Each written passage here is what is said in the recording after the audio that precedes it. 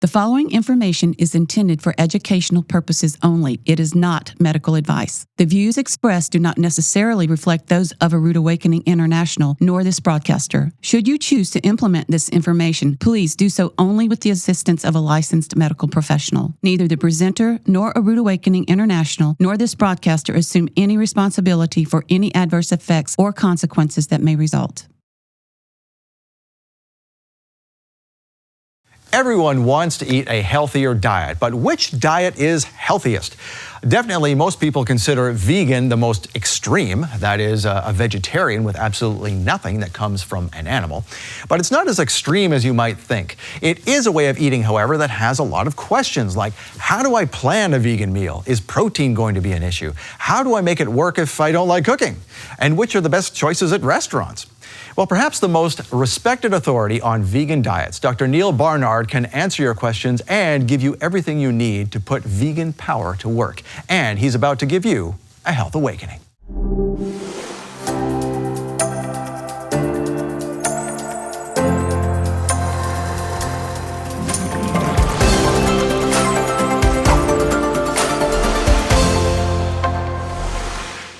Welcome to the Health Awakening. I'm your host, Scott Laird. In his latest book, The Vegan Starter Kit, Dr. Neal Barnard teaches you how to ensure complete nutrition on a vegan diet, which is easier than you might think.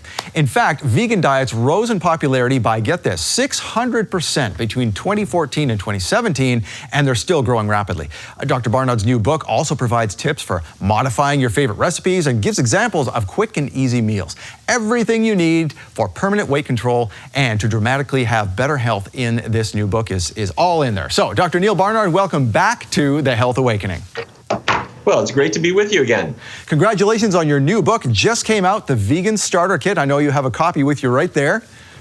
There it is. All right, wonderful. Now, lots of vegan information online and books elsewhere, but you felt a real need to write The Vegan Starter Kit. Why is that?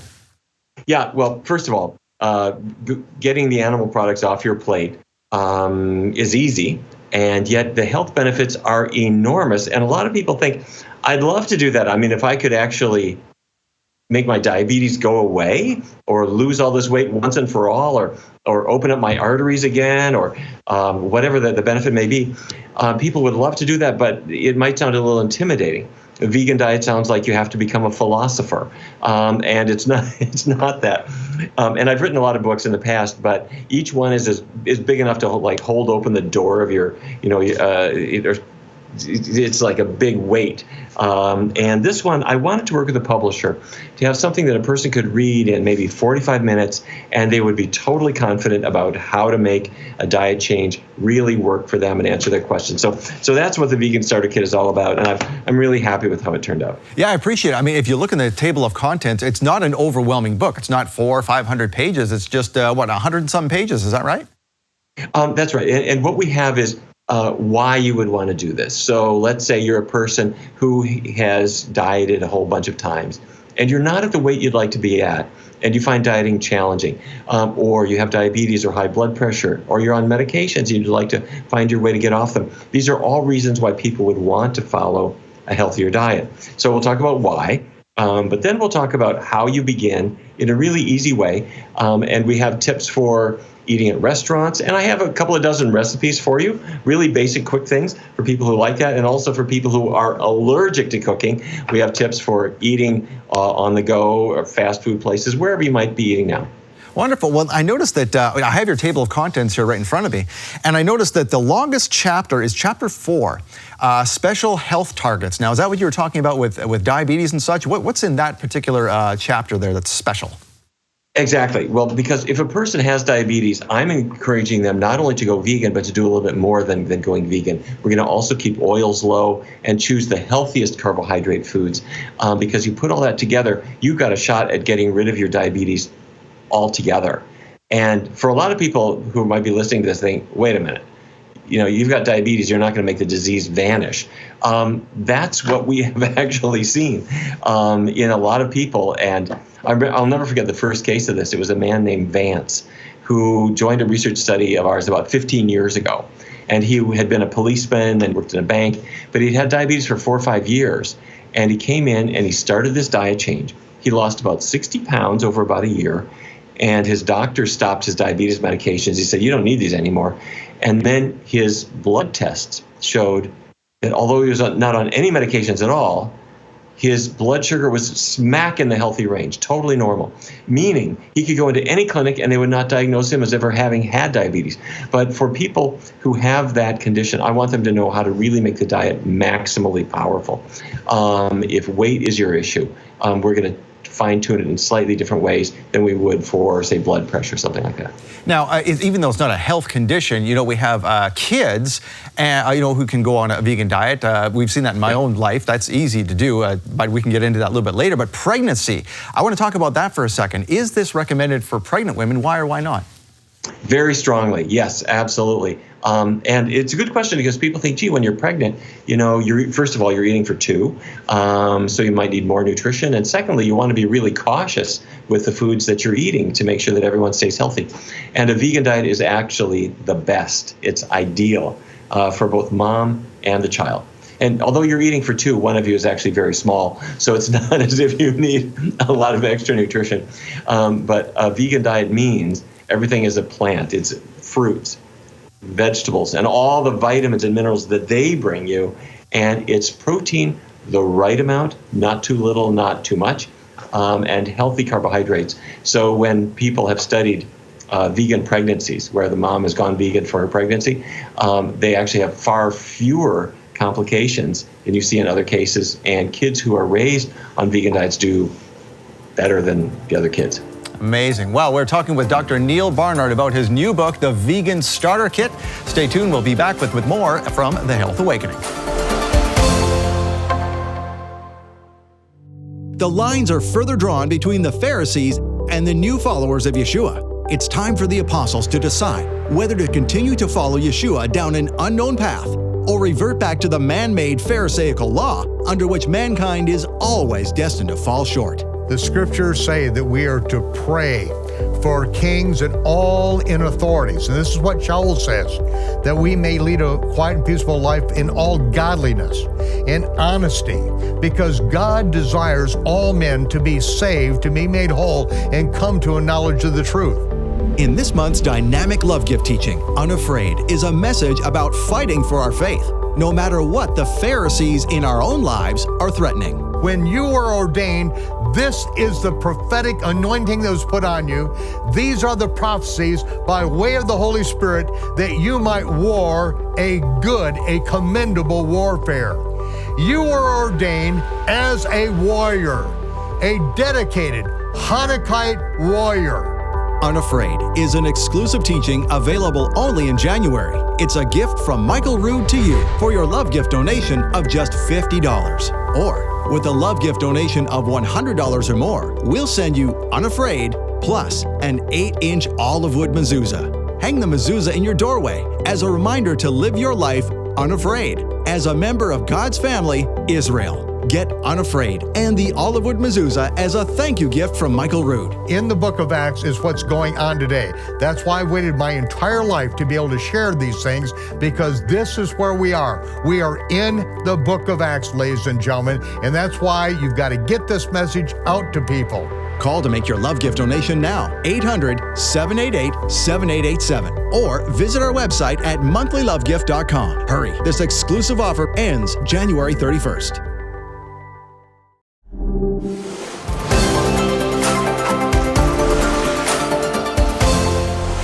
Welcome back to The Health Awakening. Our special guest today is Dr. Neal Barnard, and we're talking about his new book, The Vegan Starter Kit. And Dr. Barnard, welcome back to The Health Awakening. Thank you. Great to be with you. We just, before the break, we talked about kids and families and being pregnant and being on a vegan diet, which is all okay. Now, once you have kids, we're always on the go. So how do you stay on a vegan diet while on the go, as many people are? Okay, great question. You're right. People don't stay in one place anymore. They're traveling. And when you're traveling, you're thinking, gee, is there a restaurant that will accommodate my needs? And what about at the hotel and so forth? 2 words, first of all, think international. What I mean is you're driving into Chicago or LA or Pittsburgh or wherever you might be, and it's a new town for you. Think international when you choose restaurants. So an Italian place We'll bring you a nice salad and a bowl of lentil soup and some minestrone or pasta e fagioli and your angel hair pasta. Instead of topping it with the meat sauce, you top it with the arrabbiata sauce or the marinara sauce. These are all vegan choices. And if you want to finish it off with an espresso, fair enough. Mexican cuisine, try the veggie fajita or the bean burrito. If you're at a sushi bar, have the vegetable sushi. Like, they're more than happy to wrap up a cucumber roll, an avocado roll, a sweet potato roll, or whatever. Chinese restaurants, Thai restaurants. If you think international, you'll find that you've got a whole lot more choices. And I don't care how small the town is. They've got a place that will sell you spaghetti or pizza, and you can leave the cheese off the pizza, and that's 100% vegan. If you're at your hotel, what I often find is that many hotels have microwaves and they got refrigerators in the room. And what that means is you can pop to the store and pick up things, and you've got them right there. Extra points for a kitchenette. If you have that, those things will make your life a whole lot easier. Now, I found that that's totally true. I mean, we went to Disneyland a few years ago with our kids, or Disney World, that is, and we stayed in a restaurant that had those very things, a microwave and a fridge, and that's all we needed. We brought our own food. We brought it into the place with us, and even at Disney World itself, you wouldn't think there's a lot of healthy places there, and there are not, but we went to the burger place that had a burger bar where you'd put your own lettuce and tomatoes on and that kind of thing, and we treated that as a salad bar, and it worked just fine. Yep, and it's amazing what you can do. When I'm on the road, sometimes I'll stop in at one of these diner type places for breakfast, and it's bacon and sausage and fried eggs. But you say to the server, could you throw on the grill for me some mushrooms? Grill some mushrooms, grill some tomatoes, grill a little spinach, maybe some asparagus. And you know what? They're going to not bat an eyelash. They'll do it because they do that all the time to throw in an omelet. You just don't have the omelet. So your feast comes with a little rye bread, rye toast with no butter, and a bowl of oatmeal if you want it. You can have a huge feast with things people didn't really think about ordering, but on the go, you can do great. Indeed, and most restaurants, the chefs are kind of bored of their regular menu. They jump at the chance to do something special, don't they? They sure do. And I have to say, vegan foods have arrived. Almost every restaurant now that's worth its salt and pepper has vegan items, because when you're asking for something vegan to your server, you are like the 37th vegan who has come in that week. It's very, very popular now. Well, good. Now I don't feel so odd, but yeah. No. It's very much an everyday thing. And about a third of the time, your waiter will say, well, I've been doing vegan too. So it has arrived. Indeed, it has. So now I want to get into some favorite myths. This is chapter 10 of your book, of the Vegan Starter Kit. And I love myth number 2, that carbs are fattening. Because I know when we were talking about diabetes, some people would say, well, I can't do a lot of carbs. Where is that myth? Why do we have that myth? Well, people have the idea that carbs are fattening because they're eating bread or they're eating potatoes and they're gaining weight. But what we have found, first of all, is that carbohydrate has only 4 calories in a gram compared to fat, which has 9 calories in a gram. So carbs aren't fattening. The myth that carbs are fattening came from all the toppings. You put that butter on your toast, or your baked potato comes out of the oven. It's got very few calories until you put on the butter and the melted cheese and the sour cream and the bacon bits, and you think, gee, that potato is so fattening. It wasn't the potato. The potato was an innocent bystander.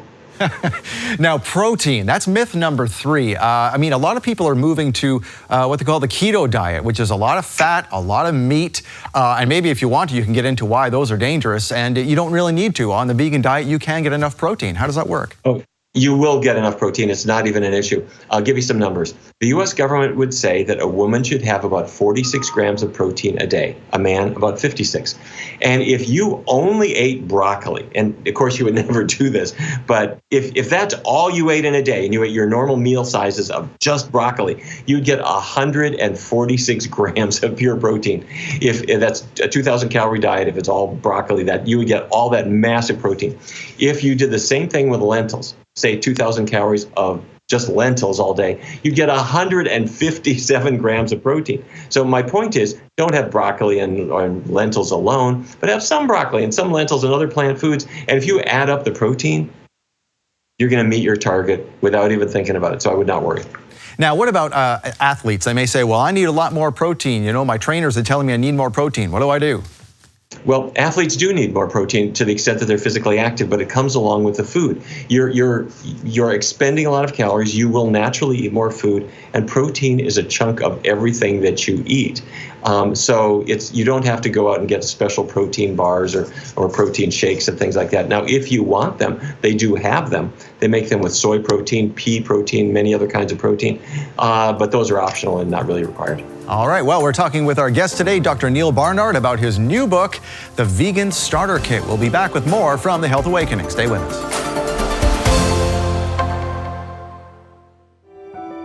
The Chronological Gospels Bible is changing lives all over the world, putting everything the Messiah did in exact chronological order and explaining the behind-the-scenes truth of what the Messiah did, when he did it, and why.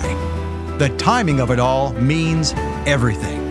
And now, the Chronological Gospels can be easier on your eyes. The larger print edition features 40% larger type, and every page appears exactly the same as the original, so you can follow along with others who have the regular size version. The Chronological Gospels larger print edition also has wider margins to write notes, and the premium quality paper means you can highlight without soaking through. Plus, the larger print edition lies flat, so you can teach without having to hold the book open. The Chronological Gospels larger print edition is a big and beautiful coffee table book, measuring a full 12 inches tall and 9 inches wide. Study the Bible with clarity and ease. I love the size of this book. This is 9 by 12. The paper is perfect because it doesn't bleed through when I write on it. I can mark it up, and I always make notes in all my Bibles. Everything is the same place as it is on the smaller version, and I can just stand back and I can teach from it, and it's the perfect size. I pray thee, of whom speaks this prophet? Order the Chronological Gospels larger print edition by phone or online. You'll get 40% larger type than the original. Call 800-788-7887. That's 800-788-7887. Or get the Chronological Gospels Bible larger print edition online at aroodawakening.tv/large.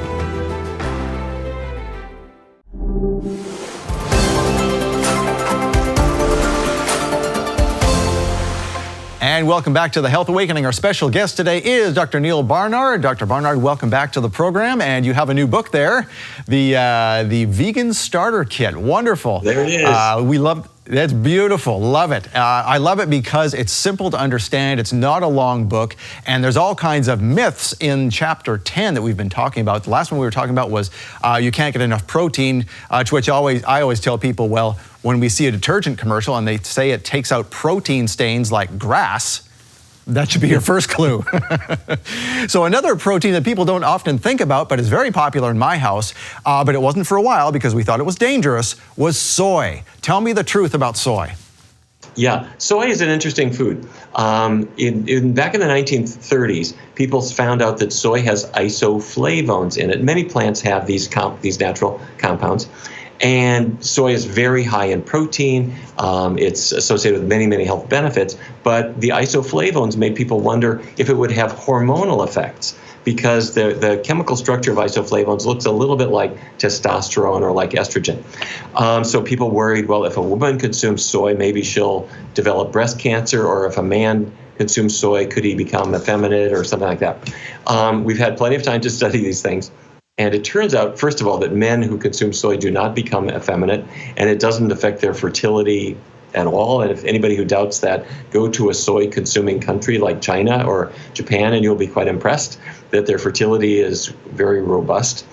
Regarding women and breast cancer, it turns out that the women who consume the most soy products, like soy milk or tofu, have about 30% less breast cancer than other women. So soy seems to help prevent cancer. And for women who have had breast cancer in the past, those who consume the most soy products, again, like tofu or tempeh or miso or soy milk, they have about a 30% reduction in the likelihood of ever dying of their cancer. So soy products are good from those standpoint. They're totally optional. You don't have to have it. we're not necessarily promoting soy, but they're very convenient. The soy burger or the soy sausage is always healthier than the pork sausage or the beef burger. It's a very convenient food, and if anything, it reduces cancer risk. Now, that was very, very important that you brought up about people who have had cancer and are undergoing treatment, et cetera. So unlike some animal-based proteins, which we know can promote cancer, that having some soy after a cancer episode would be okay because that's a plant-based. Is that correct? Not only is it okay, the studies, we have now 5 studies on women who were previously diagnosed with breast cancer, and then you track what they eat. And the women who avoid soy do the worst. The women who have the most soy do the best. And by best, I mean their risk of dying of their cancer is cut by roughly 30%. Now, I know that soy used to be, we have to watch out for it because for a while there, almost all soy products, unless it said organic, was all GMO based, and there was very little hope of ever having organic soy again. But there's more and more organic soy products that I'm seeing out there. Is that true? Oh, sure. If you go to the store and not just the health food store, but any regular grocery store, they sell tofu there. They've got it several different kinds. The ones that are marked organic, which is most of them, cannot be genetically modified. They are not GMO by law. If it says organic, it can't be GMO. But who has to worry about this is the meat eater, because the soybeans that are and also the corn products that are fed to cows and to pigs and to chickens are typically GMO. So the person who's eating GMO soy, or it's animals eating that, and so if you're eating their meat or their eggs or whatever, that's where the GMO food comes in. But if you're a vegan and you're eating organic tofu, which is what you're going to find at the store, no problem. Same with soy milk products. As long as it says organic, cannot be GMO. Interesting. And as far as being GMO, people might say, well, what's the problem with GMO? Well, even if there's no quote unquote problem with GMO, those are the types of plants that can be sprayed over and over and over again with herbicides and pesticides, and that's the real danger. Yeah, I think that's a great point. Genetically modified organisms they're not there for your health. They are there because farmers find it is more economical for them in various ways. But if my suggestion is that you stay out of that experiment and get organic whenever you can. And with soy products, it's super easy because they're everywhere. I want to ask you one more thing as we have 2 minutes left in this segment. Eating right for your blood type. What's this all about? Okay. Yeah, there was a book years ago that encouraged people to eat right for their blood type. And the idea was if you're blood type A, you should be vegetarian. But if you're type O, you should eat meat. And that was funny because I'm blood type O. And in fact, it's the most common type. But in our research studies, when we have people with type O who are supposedly meat eaters, if you give them a vegan diet, they do as well as the type A's. So it turns out it doesn't really matter. And I think I'm going to write a new book called Eat Right for Your Shoe Size. And if you're 9.5, maybe you ought to have a vegan diet. And if you're 10.5, vegan diet's good for you then too. That's great. Now, another one that I know is not true because we have an on-site kitchen here, and our chef has told us that since we went to more vegetarian type foods at the request of our founder, his food budget, the chef, has actually gone down. He was kind of surprised by that. So vegan food is not expensive, is it? Oh no, it's cheap. Go to the store, get a bag of dried beans and some rice and a bag of sweet potatoes, and go up to the cashier. And it's the cheapest stuff in the store. You're not buying cheese and steak anymore. So your average family of 4 will save $1,000 or $1,500 a year. But these are all the reasons why I wrote the Vegan Starter Kit, is because I wanted a person to not have to dedicate years of study. Instead, 45 minutes. You can read the book, you can pick out any recipes you like, and you will know everything that you need to know to be confident about how to jump in. Great. We're talking with Dr. Neal Barnard about how to adopt a vegan diet with his new book, The Vegan Starter Kit. We'll be right back with more from The Health Awakening. The lines are further drawn between the Pharisees and the new followers of Yeshua. The scriptures say that we are to pray for kings and all in authorities. And this is what Shaul says, that we may lead a quiet and peaceful life in all godliness, in honesty, because God desires all men to be saved, to be made whole, and come to a knowledge of the truth. In this month's dynamic love gift teaching, Unafraid, this is a message about how we must fight for our faith, no matter what the Pharisees in our lives are threatening. Unafraid is an exclusive teaching available only in January. It's a gift from Michael Rood to you for your love gift donation of just $50. Or with a love gift donation of $100 or more, we'll send you Unafraid plus an olive wood mezuzah to hang in your home as a reminder to live unafraid as a member of God's family. Get the Unafraid collection. Call 800-788-7887 or visit our website at monthlylovegift.com.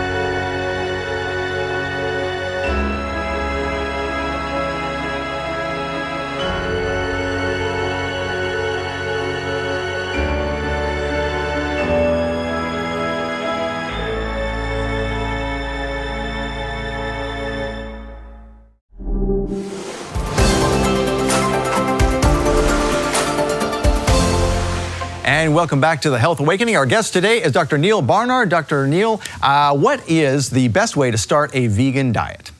Well, as I describe in the Vegan Starter Kit, I suggest you break it into 2 steps, and I've never seen anybody unable to do it. Step 1 is you take 7 days, and during this time, you don't throw anything out of your diet. You're not going vegan yet. You're just identifying vegan foods. So if you never splashed almond milk on your cornflakes, if your taco restaurant has that bean burrito that you've been avoiding, I want you to try them so that you have breakfast, lunches, and dinners that are vegan that you like.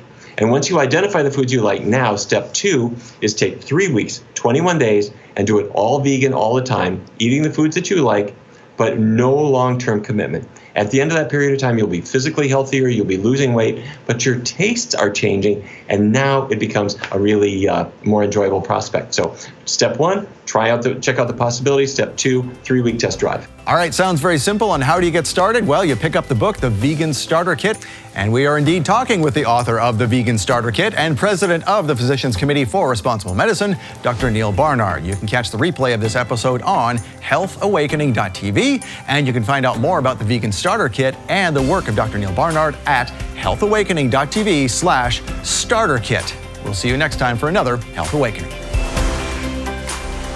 Thank you for joining us today on the Health Awakening. You can catch the replay of this episode and see our complete show schedule at healthawakening.tv.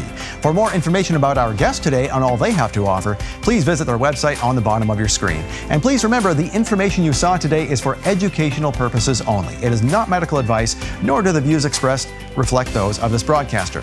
Should you choose to implement this information, please do so only with the assistance of a licensed medical professional. Neither the presenter nor this broadcaster assume any responsibility for any adverse effects or consequences that may result. Thank you.